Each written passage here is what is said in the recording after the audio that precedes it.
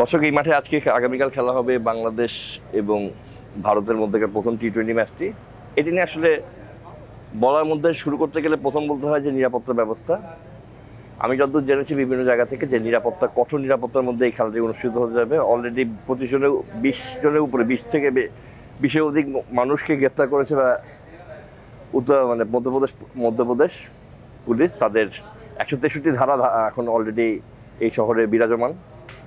এর মধ্যেই খেলা হবে এবং খেলাতে একটা নতুন যুগের সূচনা হতে চলেছে, কারণ দুটি নতুন দল, বাংলাদেশ দল, সাকিববিহীন বাংলাদেশ দল এবং কোহলিবিহীন ভারত দল, কোহলি রোহিতবিহীন ভারত দল ইন্ডিয়া মাঠে খেলা শুরু করবেন প্রথমবারের মতো।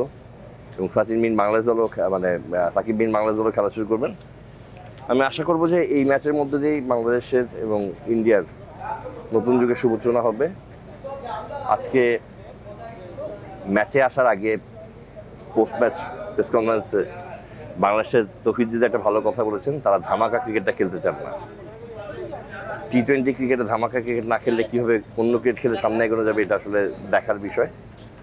তবে এই ম্যাচের উইকেটটি সম্বন্ধে যে কথা জানানো গেছে যে উইকেটটি স্লো হবে, যদি স্লো উইকেট হয় সেক্ষেত্রে এটি ভারতের জন্য যতটা সুবিধাজনক, বাংলাদেশের জন্য তার চেয়ে বেশি সুবিধাজনক, কারণ বাংলাদেশ সাধারণত স্লো উইকেটে খেলে থাকেন। বাংলাদেশের টি-20তে ভারতকে এর আগে হারিয়েছে, এর আগে টি-20 সিরিজে যে খেলেছে বাংলাদেশ এই ভারতের মাটিতে, সেখানে কিন্তু বাংলাদেশ জিতেছিল।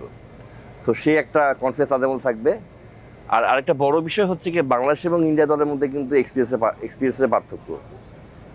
এখন যদি আপনি বিচার করে দেখেন, ম্যাচের বিচার করেন, সেক্ষেত্রে দেখা যাবে যে বাংলাদেশি প্লেয়াররা ইন্ডিয়ান দলের চেয়ে অনেক বেশি এক্সপিরিয়েন্স ম্যাচ বিচারে, কারণ ইন্ডিয়া কম্পিটিটিভ একটা নতুন দল নিয়ে এসছেন।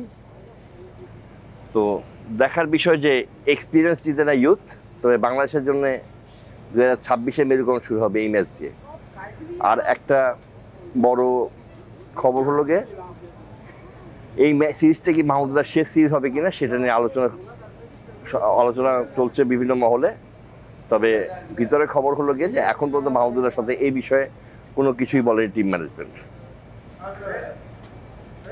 কালকের ম্যাচে সবচেয়ে বড় উইকেটের যদি ধরি, তার সবচেয়ে বড় উইকেটের অবস্থান থেকে সবচেয়ে বড় গেম চেঞ্জার হতে পারেন মুস্তাফিজ, কারণ এই ধরনের উইকেট মুস্তাফিজকে খুব সুট করে বলে জানা যায়।